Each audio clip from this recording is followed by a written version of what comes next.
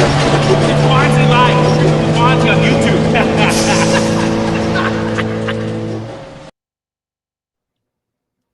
Hi, it's me, Bondzee Live. Greg Bond, Bonzarelli, Bondzee, Dum Dum, Gregory Scott, if you're me, mum. And if I'm in big trouble, that's what I would get. How are you, folks? Happy Monday. How was your weekend? Thanks for asking. Mine was pretty good. Not very eventful around here. Just status quo. Playing wall tennis.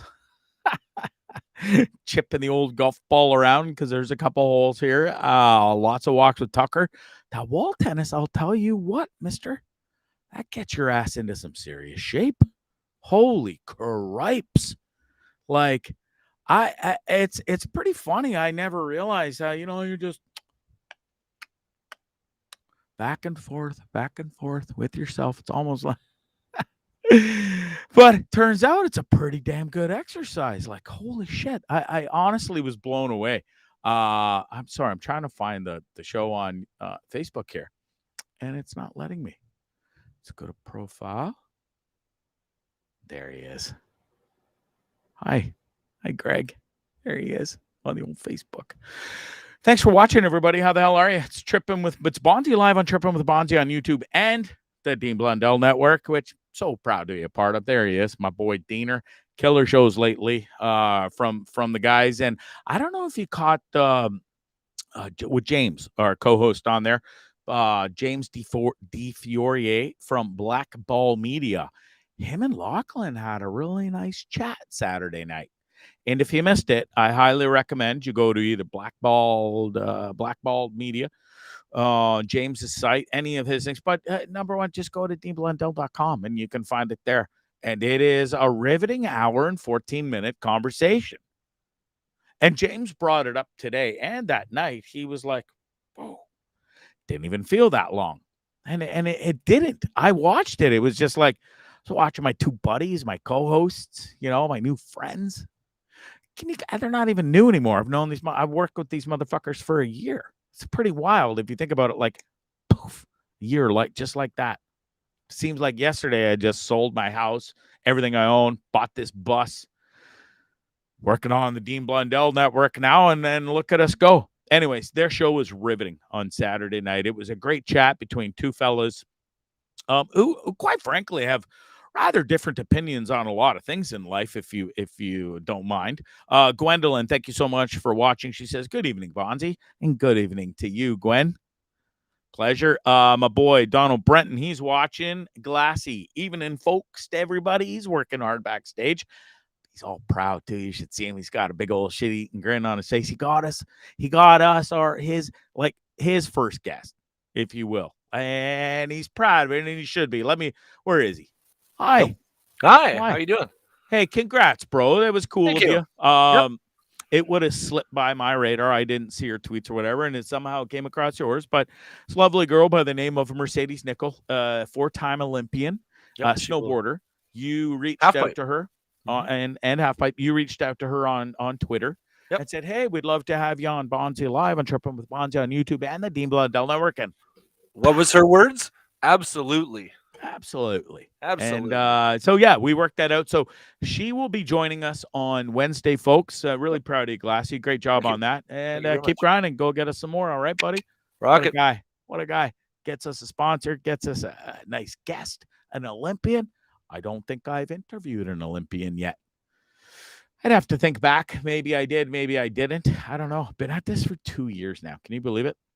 Pretty wild. And the guests keep getting better and better and better. And you guys keep getting better and better too. And loving the show. I love you guys. Wade is in the house. Happy Monday, Wade. Love that guy. And listen, for those who don't know, that's our resident joker listener, Wade. Every show has one, and Wade's mine.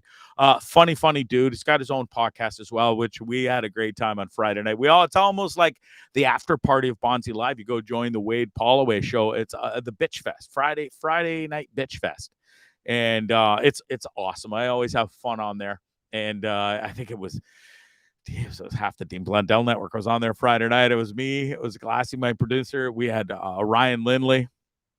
We also had, I think Locke made it a quick appearance. I don't know. They all get tied together at this point. But anyways, wonderful fella. Anyways, his daughter chirped me on Facebook today.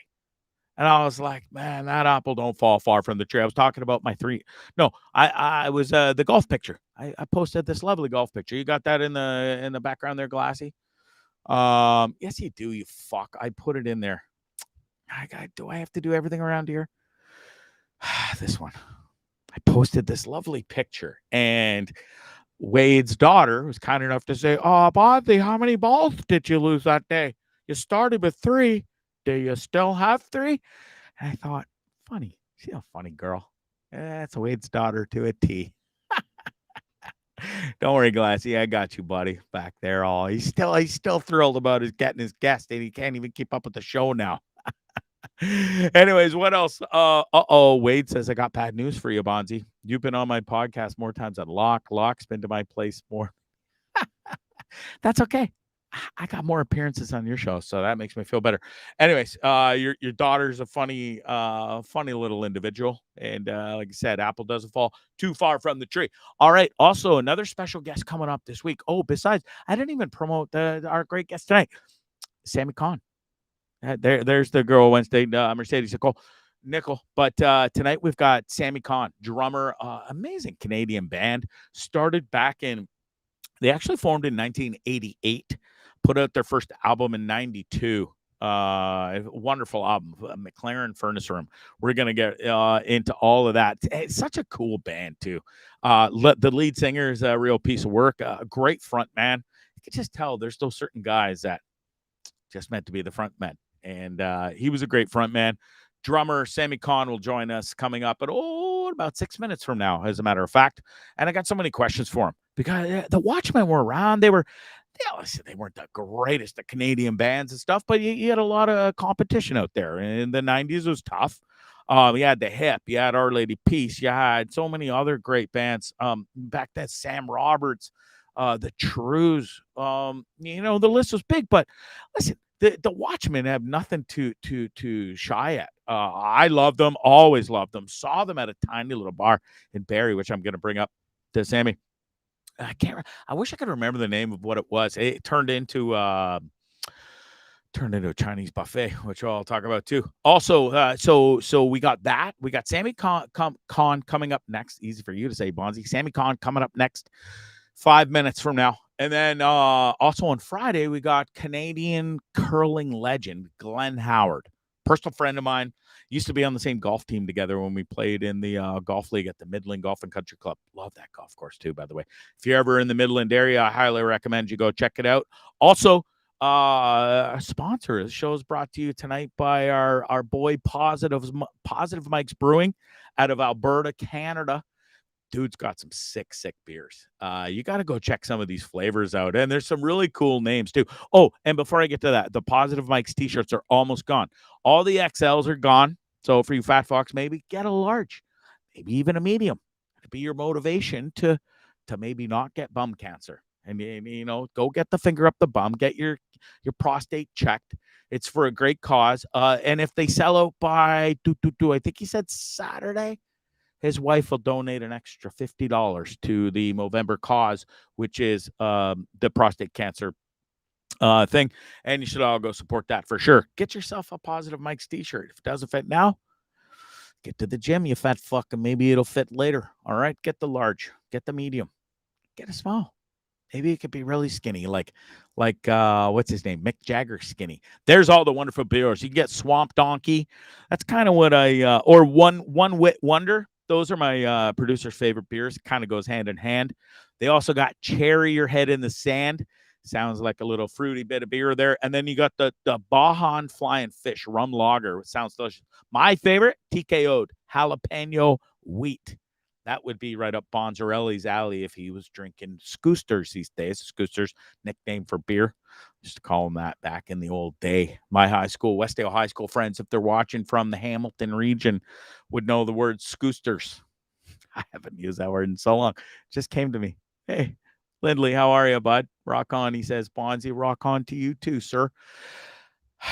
What else? All right. It's been a pretty fun weekend here. So we had the it was gay pride week. I'm fucking tongue-tied tonight. I'm excited to interview Sammy. I love the band. I've always been big on the Watchmen. And anyways, let's try this again. It was Pride Festival this weekend here in the Palm Springs, Palm Desert region. There was a plethora of contingency of the LGBTQ plus community. I did it without looking at my notes. Did I get it right? LGBTQ plus community. There you go. Wonderful people they really are. Yeah, love to party, love to parade. They got this fancy bus. Do you got that one, Mr. Producer back there? Did I post them? Oh, maybe I. Oh no, I did. It was there. Where is it? Where is it? Where is it? I could have sworn I put this in because it's a fancy little bus. It's like all white, and it's not one they stay on, but it's one they all parade. It was there earlier, and now it's not. I don't know why. Anyways, lovely little bus. I'll send it to the producer if I ever get a chance here. You gotta see this thing. It was like white as Casper the Ghost, then just filled with rainbows. Like all along, like streak of the front, the back, the side. It was awesome. Anyways, wonderful people. They all walk around. They're walking their dogs. They're riding their bikes. They play tennis. They actually make out. I seen them making out on the tennis courts. Smoochy. Which is weird because they don't really. It's not something you see every day. But hey, teach their own. If you want to make out in the tennis court, that's fine with me. Oh, pickleball. They're big into the pickleball. And anyways, I got hit on a few times this weekend. It was kind of, it made me feel good. I've been on this bus alone for 7 months, and the lovely community that is the Gay Pride weekend. They were like, I noticed you're just sitting here. Are you part of the weekend, big fella? There they are. That's right downtown this past weekend in Palm Springs. Way to go, producer Glassy. That's them. They had a wonderful weekend. They really do know how to have a good time and party. Anyways. They were quite the contingency here, like I said, and they were hitting on me. Thought I was part of them. Now, listen, no offense, to each their own. I love the girls. I really do. I was hoping maybe, I had some fellas come over. Hey, you part of the community there, big fella? No, I'm not. Thank you for asking politely. But if you have any of them hot female lesbian friends around that might want the D for a minute, I know it's not really their gem. It's your guy. Nobody came a knocking on the Prevo, though, sadly. Maybe they don't like the D once in a while. But teach their own, like I said. Wonderful people. Such a fun time. And hey, rock on, teach their own. I support teach like I have gay cousins. It's never been a secret in my family. It's like 3 out of 4 of my cousins, or 2 out of 4, sorry. I believe are play for the other team. It's okay. It's okay with me. It's not my jam. I like the girls. Girls are really sexy. Guys aren't to me. My own opinion. Teach their own. You have at her, fellas. But thanks for hitting on me. Made me feel kind of good. It's got to be the new hair cut or lack of hair. Also, I've been playing that wall ball like a motherfucker every single day for like 2 weeks now. Every day. Thunk, thunk, thunk, thunk. They probably hate me around here because I hear like I literally hit the ball repetitively off that wall for 40 minutes straight a day. Now I've got like 6 tennis balls. So, and the walls, I'm going to say it's about 15 feet. And I was talking to my manager about this. I was like, I wish that wall was a little taller because I'm sick and tired of chasing after 5 balls, and you get excited, you get whacking it and it goes over. Hey, you got to go get your balls. You do the walk of shame. Go get your 5 tennis, 6 tennis balls. Come back. Start again. All over again. Anyways, I never realized how I loved playing wall tennis so much more than running on the stupid treadmill here at the track. Oh, and I was saying, if that wall was even 5 feet taller, my manager said, you'd still hit it over, Bondzee. Doesn't matter how tall the wall is. Anyways, folks, it's been a blast. My time here is wrapping up here in Palm Desert. I really have loved it. The community's been great. I got some friends here. We played some amazing rounds of golf, and it's about time to go. I think San Diego's next, and then off to LA to see my son. And maybe we'll have an answer by then as to where I'll be heading next, and see if this government's going to let me stay here. All right, deep breath. Without further ado, folks, my guest is here tonight. Sammy Kohn, amazing drummer for the band Watchmen, been around forever. Can't wait to talk to this guy. He's also a real estate guru in the Toronto region. Welcome to the show, Sammy Kohn. How are you, pal? Hi, nice to see you, Greg. Nice to meet you. I don't know if we've actually met in person or online or what, but We've never met in person. I've been to I say quite a few shows. I think probably about 5 or 6 Watchmen shows over the years, including one I'm going to talk about in a second. But for some reason, we became friends online through Facebook. I think through other mutual friends. And, we'd always say hello here and there, or I'd like your post or you'd like mine, but we have never officially met. So it is a pleasure to welcome you to Bondzee Live on Tripping with Bondzee on YouTube and the Dean Blundell Network. Yeah, I appreciate you having me on the show. It's kind of amazing this day and age how easily accessible people are just to reach out and you want to chat. And, so many people have podcasts. I listen to podcasts every day. As a matter of fact, I listened to you and Dean the other day. It was the recent conversation you had with him. And I got to say, it was pretty raw. And it was really compelling, and I applaud you guys for your candor and your honesty and just the no bullshit. Can I say that, Greg? Yeah, of course. Yeah, we can fire away. Me mom might be upset with you, Sammy, but other than that, we're good to go. Yeah. So anyway, I wanted to do a little research. I know Blundell obviously, and I know you from online. But anyway, I was impressed, and it just got me thinking about so many things and how relatable it all was, given some of the struggles. And you're very, just very candid about some of the drinking. And so anyway, I enjoyed it, is what I'm getting at, Greg. I appreciate that. Because it has been a struggle. So I've been open and honest with my PTSD, my drinking problems, which I already had a touch of an alcohol problem, I would say, before the PTSD kicked in. I saw a 22-year-old kid get hit and killed by a train outside of the Kitabala venue you're familiar with, I'm sure. And it changed my life forever back in 2009. And sadly, I ran from it for a long time, Sammy. And then the booze, the drugs really helped me escape and push it further out of my mind. But ultimately, it was doing more and more damage. And I'm thankful now that I've been able to kind of I'm not fixed by any means. It'll be a lifelong process. And but I am literally off the booze, no more drugs except my weed. And so I'm thankful to be part of the Dean Blundell Network. He took me in about a year plus now, and things have really progressed. And I am proud to where I to be where I am at now and interviewing guys of your stature. And it's been a real trip, that's for sure. So I appreciate the kind words. You're welcome. Yeah, my pleasure. It's good to chat about this thing. I find that the thing about podcasts and in this sort of forum and this line of discourse in general that I love is I was always frustrated with the segment, 4 minute little segment talk show host type of approach. Did I lose you, Greg? No, I'm still here. I'm just in the background. We like to isolate sometimes. Yeah, no problem. I always found that kind of frustrating. I never knew it at the time.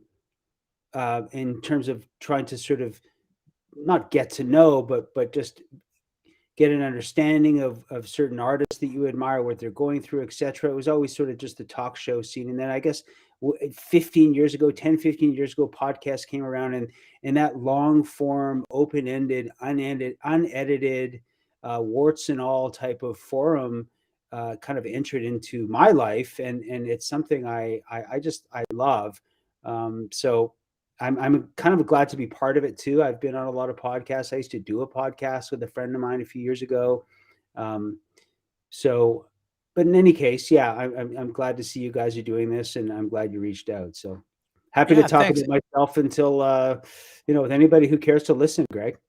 Yeah. And it's funny because you did your research on me, and likewise I did mine on you, and you have done a plethora of interviews over the years and on different podcasts, the Toronto Mics, and there's so many more. And do you get sick and tired of doing that sort of thing? And I mean, you've been in the music industry since the late 80s, early 90s. Does it ever get kind of monotonous and boring, or have you seen a switch or almost a flip from what it used to be to where we are at now in 2021, and with podcasts and everything? I feel there's a difference there. Do you? Well, yeah, like I was saying, it's now everybody's very accessible in terms of reaching out to people, and I do that too. I spend a lot of time on Twitter, different platforms, and I'll interact with people who I admire, and if they respond, I'm really grateful and excited. And as far as me doing interviews and whatnot, there is an appetite for people to hear about what's going on with the Watchmen. We formed, Greg, 30 years ago. Yeah. I mean, which is unbelievable. We were just inducted into the Western Canadian Music Hall of Fame, Congrats. which is kind of remarkable. It's put together by a company called Breakout West. I don't know a lot about it. I should probably get my shit together if I'm going to talk about this stuff, but it sort of speaks to the longevity of this great audience we cultivated. We were around at a time, you could probably remember this, being sort of the same vintage as I am, pre-Napster, pre-Spotify, when record companies and people invested in music. So we were able to build a bit of a body of work, 5 records, a live album, and kind of do it one fan by one fan. We would go to Calgary before any record came out, play to 10 people. We'd come back the next time. 6 months later, there'd be 20 people. It's kind of the age-old story, but we did it. And those people ended up not being sort of fair weather fans. They're still coming to our shows. We wouldn't be doing shows if there wasn't fans out there. Make no mistake. The most important thing is that we've got an audience who still cares. We have, I've said this before, we don't have sort of casual fans. I have people who come up to me and say, I've seen you 40 times. And I'm just like, you're crazy. I mean, we're not like a Fish, Grateful Dead type of mixing the set list every night type of band. We try to keep it a little fresh for ourselves and whatnot, but there's just some diehards out there. So we're going to keep doing it. And but truthfully, it's something kind of in the back of my mind when you say, when you talk about being in the business for 30 years. I don't really consider myself to be in the music business, to be honest. I mean, I am a professional realtor. I've been selling for north of 20 years now. When the band broke up, there you go. Yeah, look at that handsome fella, the tie on and a nice jacket. Yeah. It's actually, it's not even a rental, Greg. That's my suit. Good for you, pal. So, and in any event, but I'm happy to talk about the band. I'm still as passionate about music and about following bands and artists that I love. And I keep in touch with a lot of the fans, and I handle a lot of our social media.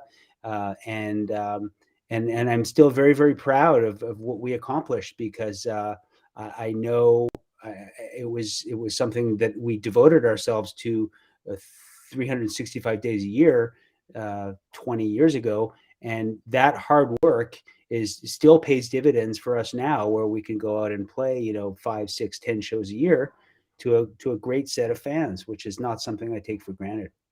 No, and that's awesome. And listen, Sammy, I have so many questions, because you have been around 30 years.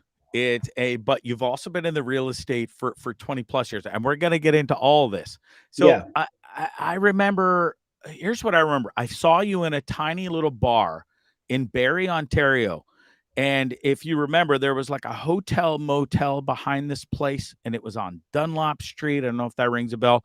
It's not even I think it's there. It's a restaurant now or something. But it's the first time I'd seen you guys live, and we're talking 93, 95. And it was McLaren Furnace Room had come out. It'd been out about 3 years at that point. Yeah. Such a fabulous album. So that bar and that stuff aside, and you guys are, and that's what the Watchmen were back then. You're playing these cool, tiny little clubs and spots, and it all started in a tiny little spot called the McLaren Furnace Room. Can you, for those who don't know, and I know all about it because I'm a big fan of the band, but you had this little furnace room in this apartment complex in Winnipeg. How did this room come to be? How did you commandeer it, and how did that become what was later known as your band space? And you make this band, the album, sorry, called your first album, the McLaren Furnace Room. Mm-hmm. Yeah, it's pretty straightforward, actually. When we were in our late 20s and we needed a place to practice, the guitarist's father was the part owner of a hotel called the McLaren Hotel, which, as it happens, was in a pretty, let me be sort of careful here, not the best area of town in Winnipeg, Sure. really rough part of the city. So we were fortunate enough to have Joey's dad allow us to rehearse in this practice area, in this room, the furnace room, literally of this hotel, which it was about 1,000 square feet. It was a big space, but we spent many years there. We would go there every single night and rehearse. And there's that Malcolm Gladwell 10,000 hours thing. I mean, when I think back on that time frame, we were literally there every single night, practicing and woodshedding and writing songs and jamming and drinking and partying with friends, and it was kind of our little clubhouse.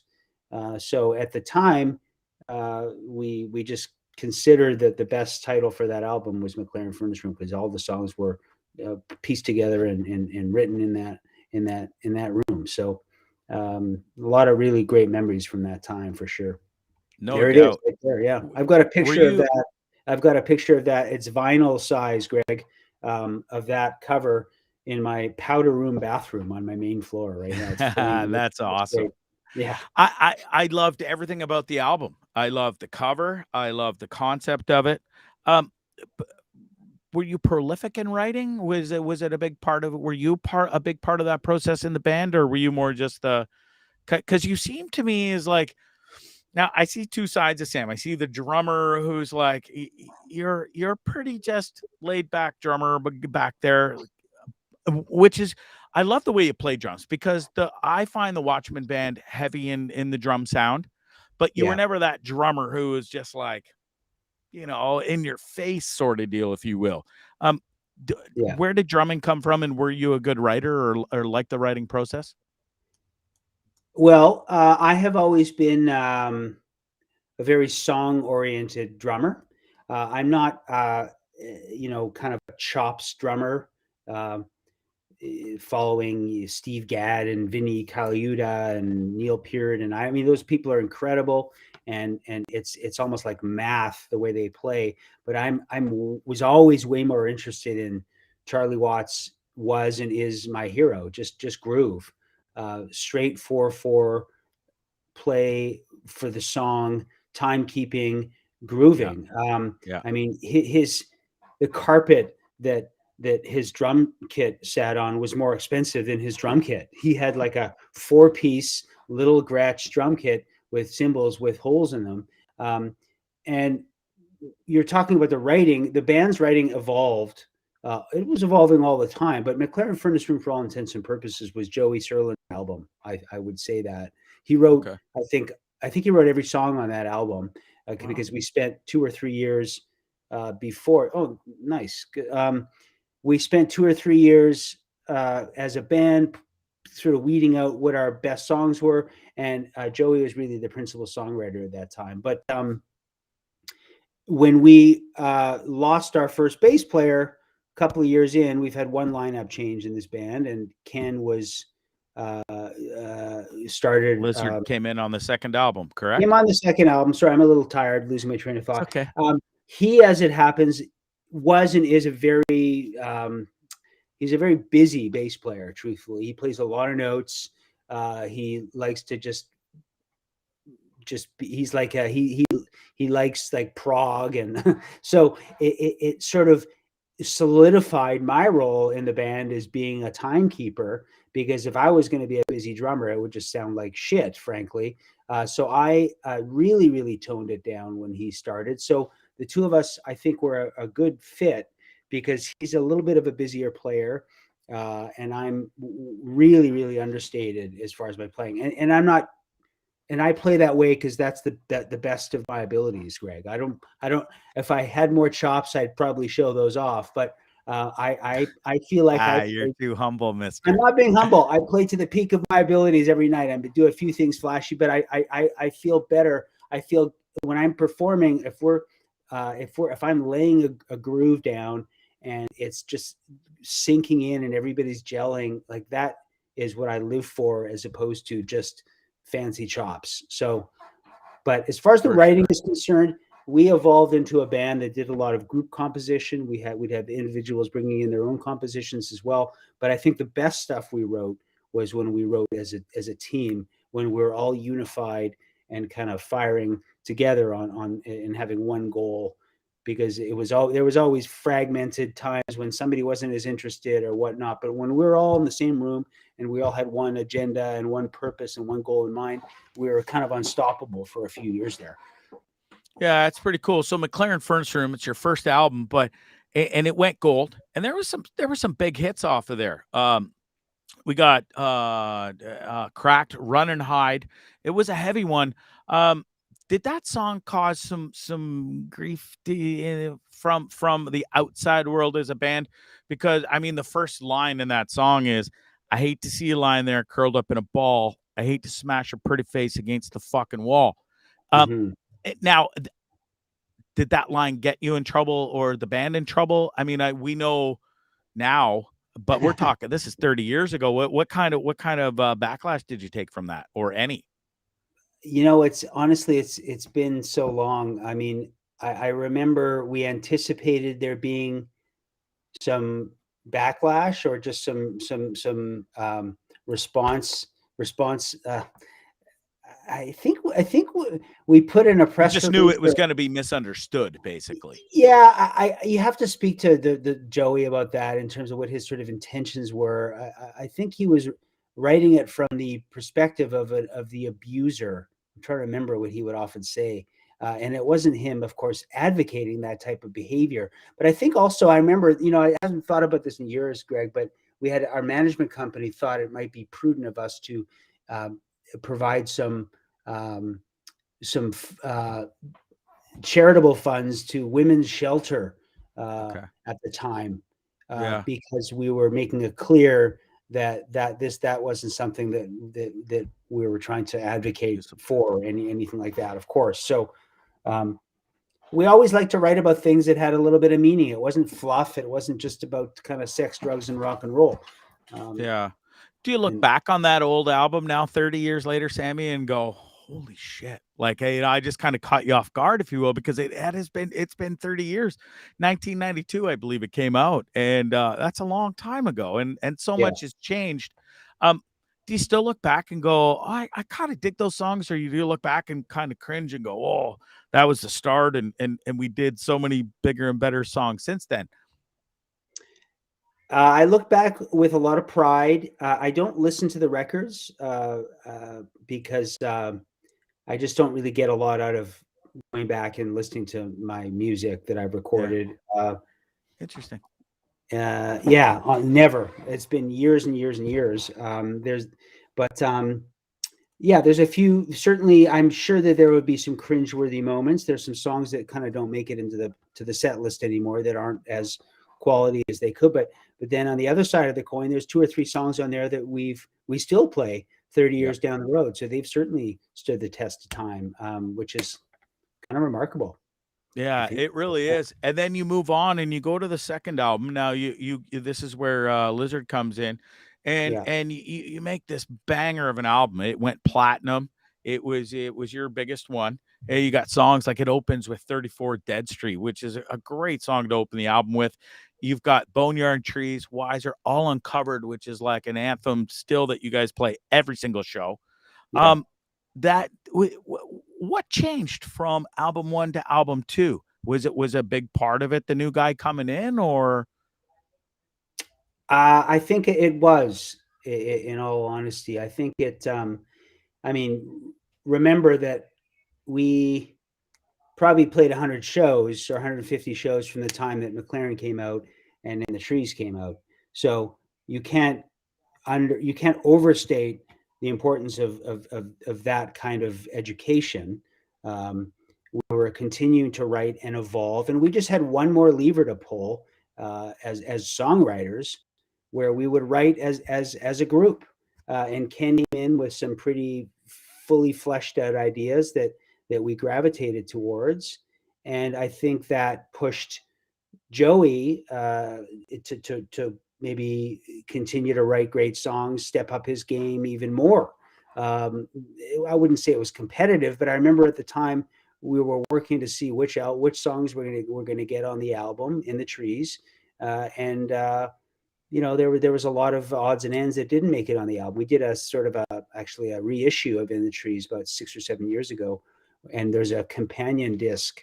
It's on all the streaming services, where you've got basically the album in demo form, as well as a bunch of outtakes, songs that didn't make it onto the album that were written around that time. You can hear the evolution actually of All Uncovered. We've got a different ending for it. It was kind of this crude version of All Uncovered. That song wrote itself. Ken had a riff that he brought to us. It was this sort of 3/4 bass riff, and I remember we played probably about 2.5 minutes of that, and then it kind of fell off. But the first 2.5 minutes that we played is what that song is. It was one of those kind of, you hear about those kind of magical moments when everybody was just kind of gelling, and Danny was humming and singing some words, and I remember we all kind of got chills, and we stopped, and because it came to a natural conclusion, and then I remember laughing and thinking, that's good. This is really good. And then we kind of just built on it, but we had so much of it, that little germ just there.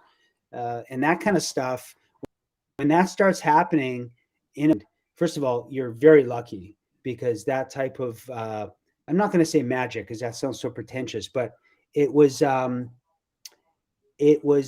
definitely not just superficial four guys hammering out in a room. It was the sum being stronger than the parts, or whatever the saying is. So we had that going for us at the time, and it helped our song a great deal. Danny's a hell of a lead singer, isn't he? He's a great front man. He's very animated. He loves to engage with the crowd. He loves to talk, almost Gord Downey-esque, if you will, in a sense, but different. And I don't want you to take that in the wrong way.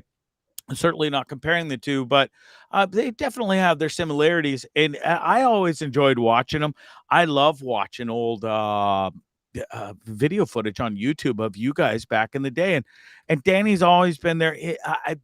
Those songs like Undercover and some of the other ones, your anthems, are it's changed every time I hear it on different shows. It's always different. Is that hard to do as a band, or how does that, do you go, okay, tonight folks, boys, we're gonna do this version, and how do you know where that version of All Uncovered and those other anthems are gonna go? Well, it's funny you mentioned that. I've talked about this in other interviews too, because the truth is, good songs are ones that you never stop sort of painting. It's, the paint is sort of never dry, so to speak. They continue to evolve, and I feel like the best songs that we put together as a band are ones that are kind of fluid and continue to improve with subsequent performances. Whereas there's a few songs that are a good tight 3-4 minutes, and they haven't really evolved. And a lot of times those kind of drop off the set list because we get kind of tired of them. So I know Danny, is big into adding snippets of songs within songs. And right. I've said this before as well. It's the most exciting elements are ones where you're improvising a little bit, and you're kind of walking a little bit of a tightrope on stage, and we have the confidence to do that. I'm not talking about full blown, Grateful Dead 25-minute jams here, but we do sometimes go on a limb a little bit. Sometimes it doesn't work, and other times it does. And so Bandy's he's a big part of that. And you get sort of jolted out of your reverie, out of your kind of you tend to, as a working musician, when you're, I mean, this hasn't happened to me in a while. I'm kind of remembering now, but you can tend to sleepwalk through performance after a while, where you're not really in the moment. But if somebody does something a little different, if you're a 4-piece and somebody does something a little bit different, pardon me, that's going to just jar what you do a bit. You're going to just sort of take notice. So those are great moments on stage. I live for those moments. I always push for those moments. Not everybody is as comfortable as I am, to be honest, on stage doing that for one reason or another. We have different philosophies on performance and about perfection and whatnot, which is a kind of a story for another day. But I'm a big fan of those sorts of moments, because I really enjoy when I see artists doing that. Yeah, Sammy, can you put into words for me what it feels like sitting behind a kit of a band? Now, you guys, you weren't the biggest Canadian band in the world. And you said it's almost like you were surprised at how many kind of fans. It was a. I hate to use the word you have this cult like following, because you've got people that have seen you 40, 50 times. Now that happens with bands like The Hip and some bigger bands like, and you almost seem shocked that when people told you, I've seen the Watchmen 30, 40, 50 times. When you I don't hear mind that, Greg. I don't mind the cult. Sorry to cut you off, but let me just say right there, I don't mind that cult thing. I mean, we were not the band for all people. We were not right. Third Eye Blind or something, writing 4-minute catchy songs. Like we had a discerning audience, and I think it was about quality, not quantity. I hear that a lot. People are just like, why didn't you get bigger, or and I don't take offense to it. I ponder that sometimes too. But somebody said to me very early on in our career, because I was probably whining about something, that there's always going to be bands that are more popular than you and bands that are less popular than you. And we still go out and play 1,000-seat, 1,200-seat venues in a lot of major cities in this country. We still get played on the radio, on Q107, big radio stations. Yeah. So I'm super proud of that. And I am also, I thank God every day, to be honest, that I managed to extricate myself from a very, very difficult business, with not a lot of skills. I had to really, really reinvent myself around the year 2000. I didn't have a lot of options available to me. I had to really buckle down, and it's been blood, sweat, and tears. And long story short, after some sales positions, I worked my way into selling houses, and I've been doing that for a number of years. And it's something I'm really, really proud of. And when people talk to me about the band, it's like a bit of icing on the cake. They're just, oh, you're the guy, you're in the Watchmen. That's unbelievable. So it's exciting for people who I work with. And a lot here, how did you get from performing musician to selling houses? I mean, I would have never imagined when I was 20 years old in McLaren Furnace Room that I would have been a real estate agent. But my wife said to me, and I think you'll appreciate this, given some of the stuff that I heard you and Blundell talking about. It was a long time ago. I'm being very open here. Many years ago, I was unsure about what to do after the band. I self-identified. I was the drummer in the band. That's dangerous. Very dangerous. You left in 2001, and then that was a huge decision for you. So sorry, go on. Yeah, well, I mean, because I think when you're young and insecure and you're building your whole sort of identity around being the drummer of a band, it's not healthy, and it's dangerous to have all your marbles in a world where external stimuli is how you feel good. Does that make sense? Yeah, for sure. I mean, so that's what a band is. You're standing up on stage, you're showing off, you're saying, this is what I can do. And that's how you validate yourself to a certain extent. I'm being kind of crude to set an example here, but I was still caught in that web a little bit, when I left the band. And my wife said to me early on, she's so unbelievably supportive. It was an early, I can't remember exactly what I was doing at the time because it's been sales related positions since I left the band. Sure. But she said, when you get good at something, which you'll get really, really good at something again, because she knows me. I'm a very hard worker and disciplined. And she said, you'll feel proud of that too. You'll feel proud of that. Don't find something to do that you're going to feel proud. Like, just do it, get good at it, and that'll things will fall into place. And she was right. So anyway, I'm kind of going on a tangent here. Yeah, but no, it's okay. You leave the band in 2001. Yeah. 2003, the band breaks up. At that time, it was for good. They did a farewell tour.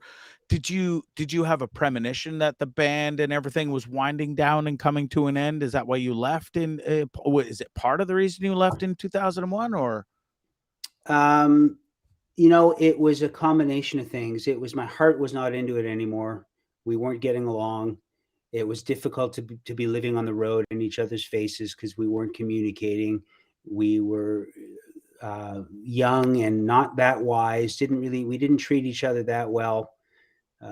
We didn't talk to each other with the same level of respect that we do now. We have children and families now and lives, and we don't take it for granted anymore. But back then, it had been 10 or 11 years living in each other's pockets, vans, airport lounges, airports, songwriting, album tour, Can beat you down, eh? Yeah, I mean, honestly, we're not the best of friends to begin with, and no band is perfect, and I don't think many bands hang out a lot when they're not together on stage. We have and this sounds a little sort of crass, but we have a business that we run together. Yeah. That we've had since we were in our early 20s, that we have to take care of together.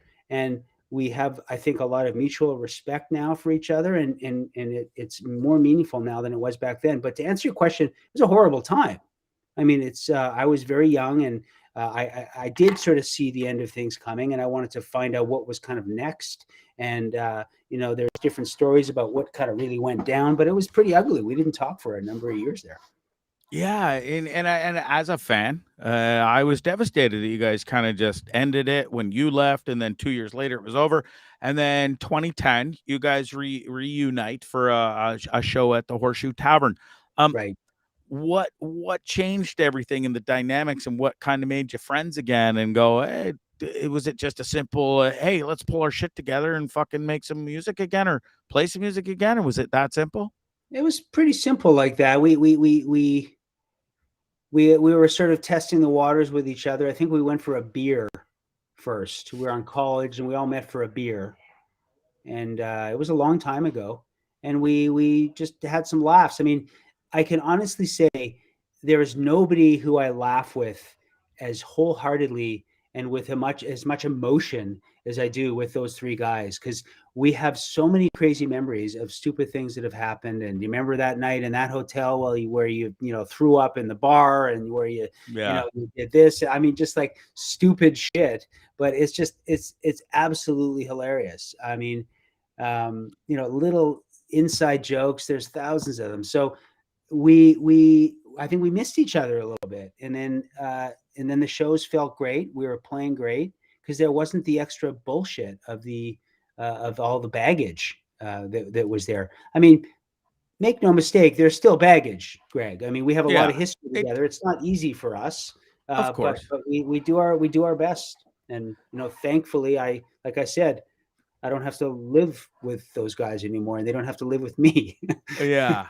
Well, and so here's a question I have for you as a music fan and a big music fan, and bands like you, and there's been so many other ones that have broken up and stayed broken up, or broke up, got back together, or got back together with a different kind of band. But yeah, it always, I guess as a music fan, what I'm trying to say is, how come you fuckers can't put your shit aside on the outside of making music as the Watchmen or as any band? I mean, the Stones have been every band's been through it. I don't care if you're Z-list band at the bottom of the totem pole or an A-lister like the Stones. You all been through it. Y'all, Mick Jagger and Keith hated each other's guts, for Christ's sakes.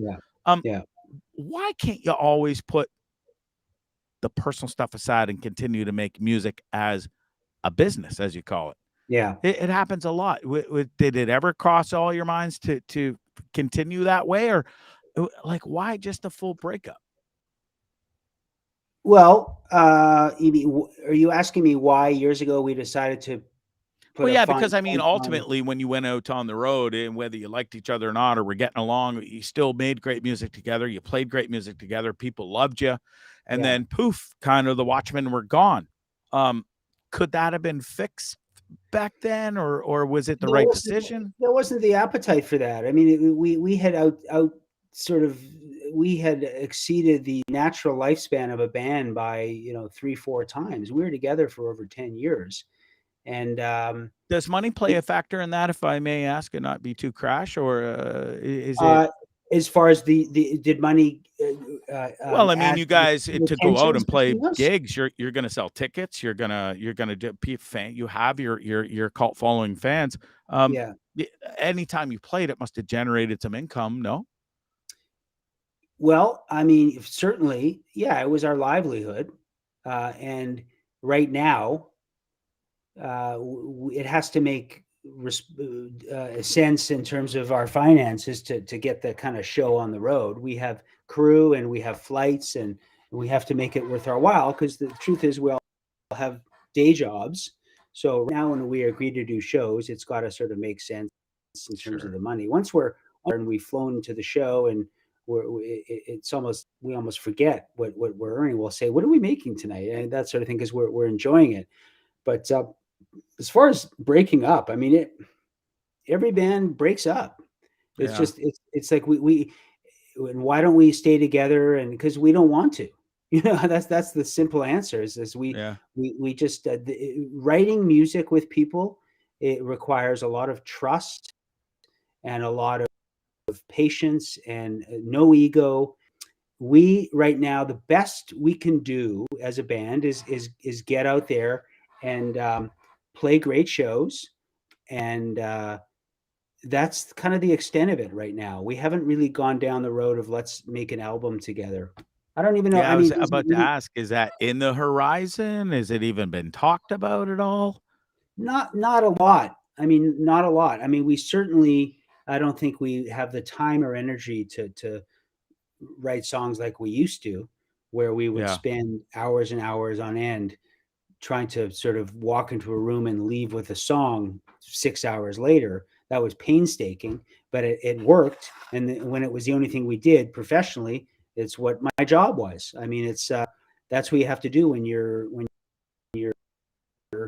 in a creative position. If you're an artist, I believe in that discipline. You get up, and so we all had that philosophy. So if we did do something, maybe it would be more like here's a Ken song, here's a Joey song, whatever. But it's not a huge priority for me right now, because Yeah. it's lovely to get nostalgic and talk to you, and I love the fact that you're interested, and there's fans that are interested, but we just have different lives now. I guess is Yeah. And what I'm getting at. I think that's just it, Sammy, is that I listen, I would love a new Watchmen album, but as a fan, and I know there's many more out there, I think we're pretty happy with seeing you guys play 4, 5, 6, whatever shows it is a year, and playing the old hits and just being together and on stage again. I think it's fantastic. So please don't feel any pressure as a big fan, and telling you, who cares? Just Yeah. go and play some shows a few times a year. It's awesome. I have to ask you, because you guys you were one of many bands that lost your entire catalog in 2008 to at the Universal fire. What's that like as a band? What does that mean as a band? Like, your entire catalog's burnt to shit. Is that a big deal for you guys? What I heard about that, we initially had a text going. We have a 4-way text that we've had for years. And I think we were talking about it, but then we learned not long after that we were not, in fact, included in that fire. I know it says it on, I think, our Wikipedia page or something, but I don't think we were in that. But I think I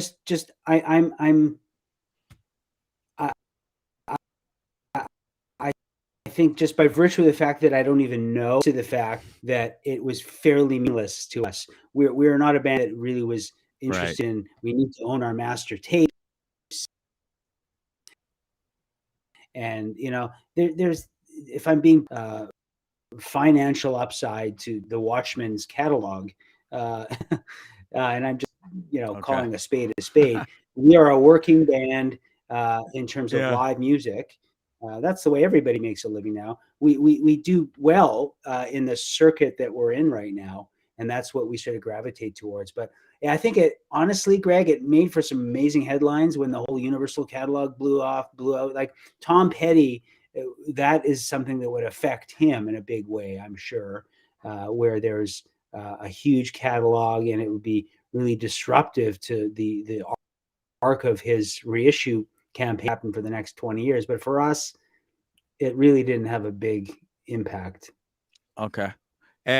But what did maybe have a big impact, and I always wondered this, because if you put in the Watchmen under any search engine, the first thing that comes up is the fucking movies, the Hollywood stuff.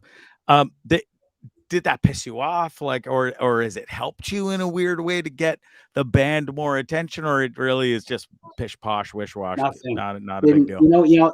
I'll tell you a funny story. When we were it was like early 90s, and this was like around McLaren Furnace Room time. Might have been, I don't remember exactly, but we were at Lee's Palace, and our management company came with a letter from Sony.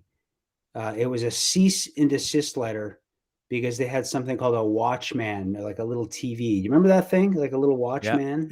Yeah. They wanted us to stop using the name The Watchmen. And it was like a David and Goliath sort of situation where we were this little band from Winnipeg and Sony, and we were bouncing names around. We thought we were going to have to stop using the name. Wow. But I don't remember what happened. Management made it go. I don't know if there was some legs broken or some mafia involved or something, but this just kind of went away. Hey, and what you do, hey, sometimes what you don't know is better that way. Maybe that's what happened. We talked about you right now. I'm going to let you go real soon, but I'm going to tie this into you were in the band Watchmen, you still are, but then you do sell real estate in Toronto. Do you have people that are like, holy shit, the drummer from the Watchmen just sold me my house, or just sold my house? And like, is it surreal? Does it come back full circle sometimes with old fans, or how does that work? Sometimes people are, I don't sort of lead with, I used to be a drummer in a rock band, but if it organically comes up in conversation, because I mean, again, I'm not trying to be falsely humble here, Greg, but we have not been a band for 20 years. Right. The music, which again, I'm really terribly proud of, is still out there, which is incredible. And some of those songs, they don't sound like relics of the 90s. There's some good songs out there. And I just think most people don't really know, because, you showed that picture with me in the rental suit on there. It's like, I'm kind of, I have a different path that gets me up in the morning, and I love negotiations, and I love the game. I love the art of the deal. There you go. I love it. So, but certainly if anybody wants to go there, I'll talk their ear off when it comes to music, because that is still in a huge way. I've got 5 books on my night table of Dave Grohl's new book, and I'm reading Robbie Krieger's new autobiography, and I'm always just, it is something I live and breathe, that never goes away. It just it's like a snowball. It gets more intense over the years, and it's a huge part of who I am. So if it does come up, I will say, as it happens, Google me, you'll see some pictures of some kid with a horrible Jew fro in the early 90s. So does buying a house from Sammy Kohn Real Estate or a realtor come with a signed photo or what? Because Listen, I would buy a house from you if if it comes with that. it gets me a new client acquisition is the game in my business, Greg. So if it helps, Sure. then I'll do whatever it takes. So you work for Properly, right? Properly.ca, if I'm correct. You got it. The plug, yeah. Property.ca. Yeah. So yeah, So folks, if you're in the Toronto region, go and hit up Sammy Kohn, still drummer of the Watchmen here and there, moonlights as the drummer, but kicks ass in the real estate world. Is it weird sometimes, Sammy, knowing that one night you're on a stage and the fans are singing back to you and you don't even have to do anything. You're sitting there listening to them chanting your songs, and then the next second you're selling a house the next day. It's got to be a little weird, no? It is weird. It is weird. I mean, I think it's weird for other people even more. There's a guy I used to work with. It would just blow his mind, like that I was that guy. He would always mention it. But I remember a few years ago, I think it was in Edmonton or something. But I was literally between songs. I was in the middle of a deal, and a coworker of mine in Toronto was sort of spearheading a deal because I couldn't be in town. It just so happened I was performing at Edmonton, and I was looking at sort of live emails or texts as they came in, just to see, because there was sort of a bidding war. And I think she had mentioned, we won the house, we got it, and I was like on stage. So I was over the moon. I was thrilled, but it does take a little while to kind of mentally get back into the game.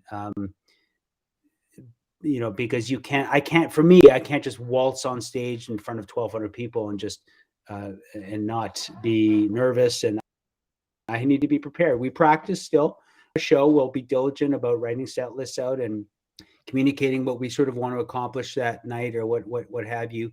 We're really good about rehearsal. I hate rehearsal, and the guys always tease me about it because we always schedule 3-hour rehearsals, and about 20 minutes in, we're like, do we really want to do this? I'm sort of contradicting myself a bit here, but we're good at getting together in a room, and we want to make it the best it can be. If people are going to pay us to see shows now, and concerts are not cheap. I mean, we're playing actually in March next year. We just announced March 26th. Yeah. In Winnipeg at the Club Regent. It's called. There you go, with TPOH, some old friends, and yeah, that's an old school band. Yeah.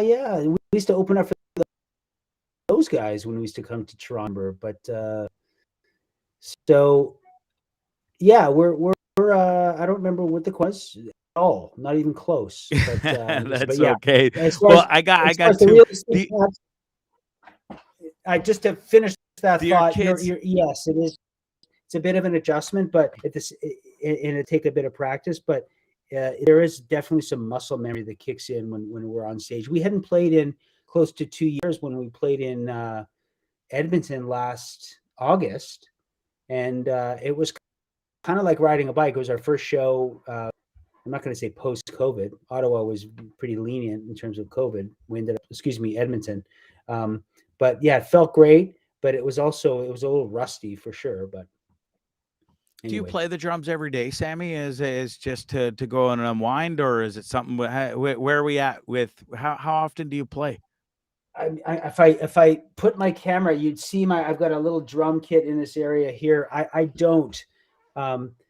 Really? The most music that happens in my home is my 16-year-old daughter. I just bought her a new guitar for her birthday. She was playing sort of effectively toys. So far, she loves to sing. She's got a beautiful voice. Got her 10 years ago, but I got her a beautiful Fender acoustic guitar, and she sings beautifully. And that is in my home. But I will from time to time, but not a lot. I drums. It's an interesting instrument. You really need to have other people to play with. And I'm not, like I said, I'm not like a rudiments guy where I'll try to work on my chops, so to speak. So. Yeah, I wish I was a little more interested. I should, because now that you mention it, but what do your kids think about Sammy Kohn, dad? Do they see just a real estate guy and the 9 to 5er yelling at him, do your homework, eat your food, do this, clean your room? Or do they know, do they watch it? Do you catch them watching on the YouTube, your old stuff back, or where are they at with that? Are you cool, Dad? Or First are of all, you just let me tell you, Greg, I was literally just yelling at my son to do his homework before we started this interview. Literally. See, I knew it. It's awesome. They're proud. I think. I mean, I've got a 16-year-old, a 13-year-old, and a 10-year-old, and my two older children came to see us play at the Danforth Music Hall in Toronto a few years ago, Cool. and they were very proud. I mean, there was 1,200 people there singing our songs, and I think a lot of their friends comments sometimes about what their dad does, and so yeah, they're proud. Yeah. I don't think they spend too much time thinking about it, but yeah, it's a cool thing for them for sure. They ask me questions and certain things I can't really answer, but did you do this? Did you do that? And so, well, Well, maybe and listen, later. on that note, I have a million more questions. I've kept you long enough. You've been nothing but fantastic tonight. And it's been cool as a fan and also somebody in the industry now and trying to be more, not like a fan right up your ass. Go, oh, I love you, man. I love you. But as an interviewer, it's been cool to have this chat with you. You guys have been, the band over the years has been involved in some cool shit. So you left the band in 2001. Before we leave, in 2003, you guys, the band performed a fundraiser for the Israeli bobsled team. Now, I know you weren't with the band then, but were you part of that and instrumental in that whole thing? Nothing to do with that. That was I much about it other than the fact that I don't know if you know, but Danny Graves is my first cousin. Okay, I did not know mothers, that actually. Yeah, our mothers are sisters. Cool. And Danny's older brother is, I believe, he's the president of the Israeli bobsled team. I hope I'm getting that right. So yeah. I think what the band was doing was just helping him out at the time. His brother David, who is, of course, my first cousin, who I love dearly. So that was that at the time. So we've always been mindful of helping out family, friends, and doing shows for good. We did like it's escaping me right now. Sorry, I lost it. That's all good. I forget the name of the charity. Sorry. Well, you guys do Canadian charity Artists Against Racism. You're part of that as the Watchmen band. Was that the one you're thinking about? Yeah, that could be it. Yeah. So, all right. I mean, it's certainly an important thing for us with our social media, just to sort of get, if we can help raise awareness for anything, we'll do it for sure. So definitely.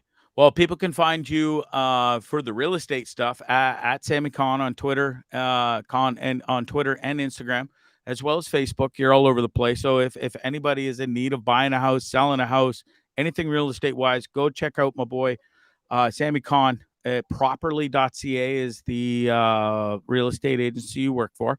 And listen, man, it's been a real treat to have this chat with you, and I hope we get to do it again down the road. I really do have so many more questions, but I can't thank you enough for taking the time to come on Bondzee Live on Trippin' with Bondzee on YouTube and the Dean Blundell Network.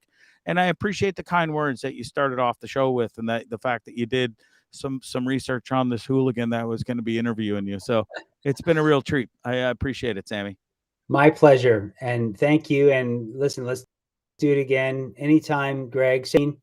And I wish you all the best of success. I know he's a big fan of the band as well. He's always been an advocate of the Watchmen. So I will definitely say hi. I wish you and the band nothing but great success. And thanks again for joining me. Likewise. Thanks, Greg. We'll see you on Facebook. Okay. Yeah, you bet. Okay. Take care. Good night. Sammy Kohn, everybody. Wow. Drummer for the Watchmen. Amazing band. It's amazing. Like time flies. 30 years. I remember the Furnace McLaren room like it was a McLaren furnace room like it was yesterday. I really do. I was in high school finishing up my Westdale career, and this band came out, the Watchmen, and got to see him quite a few times over those following years. And who knew I'd be here 30 years later interviewing the drummer from the band I saw in this little butt fuck bar in Barrie, Ontario, Canada. What a treat. That guy's awesome. I highly recommend you guys. Honestly, they have so many cool things on YouTube. He is pretty humble fella, but they really were a big time band back in the day. Daniel there, the lead singer, amazing dude, the guy in the glasses. There's them with the hip. They definitely spent time on the road with the hip. I had notes, but man, I had so many more notes that I didn't even get into. Because sometimes when you do an interview, you just kind of roll with what.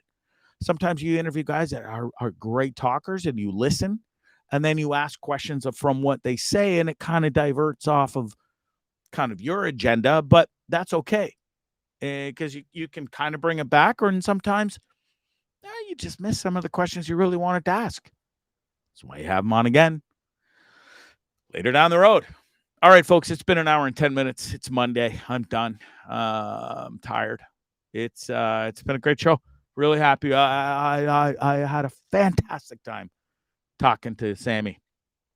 That's it for now. We'll do it again on Wednesday. Okay? Don't get all upset. It's not over. I'll get to that, Mister. Too. You don't be jumping the gun. We'll do it again Wednesday. It's Bondzee Live and Tripping with Bondzee on YouTube. I highly recommend you go watch it there. Helps me out. Gets those watched hours. We're getting closer and closer, ever so closer to starting to get paid from the YouTube channel. They got fucking tons of money. Just go watch the show there. Don't watch it on Facebook. Get off Facebook. Fuck Zuckerberg. Cripes. But just support Bondzee. Way better looking than Zuckerberg. Way more street intelligent than Zuckerberg. Nice save, Bondzee. And fuck Zuckerberg. Did I say that? Fuck him. He's got more money than God. And you, and me, and you, and two combined. Okay? Fuck them. Fuck Facebook. Get off there. Go watch me on YouTube. Thank you. Tripping with Bondzee. Search it. Like it. Love it.